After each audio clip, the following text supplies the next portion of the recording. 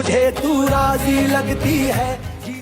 ঢাকায় চলচ্চিত্রের অন্যতম সুন্দরী নায়িকাদের একজন প্রার্থনা ফারদিন দিঘি। শুরুটা শিশুশিল্পী হিসেবে হলেও সময়ের সঙ্গে তার ক্যারিয়ারে যুক্ত হয়েছেন নতুন নতুন চলচ্চিত্র, সঙ্গে নিজেকে গড়ে তুলেছেন নায়িকা হিসেবে। গেল ঈদুল ফিতরে মুক্তিপ্রাপ্ত এম রহিম পরিচালিত জঙ্গলি সিনেমায় চিত্রনায়ক সিয়াম আহমেদের বিপরীতে দেখা যায় দিঘিকে। এরপর আর কোনো নতুন কাজে দেখা যায়নি তাকে। তবে প্রেক্ষাগৃহে অন্যান্য নায়িকাদের পাশাপাশি দিঘি রয়েছেন বেশ দাপুটে অবস্থানে।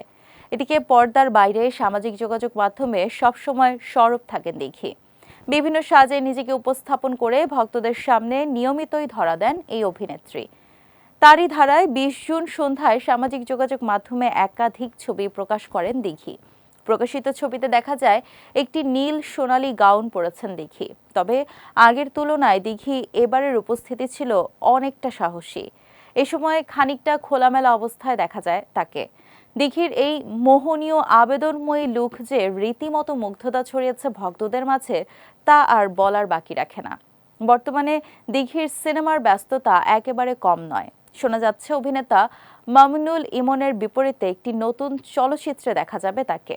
জানা যায় রবীন্দ্রনাথ ঠাকুরের জনপ্রিয় ছোট গল্প দেনা পাওনা এবার বড় পর্দায় আসছে।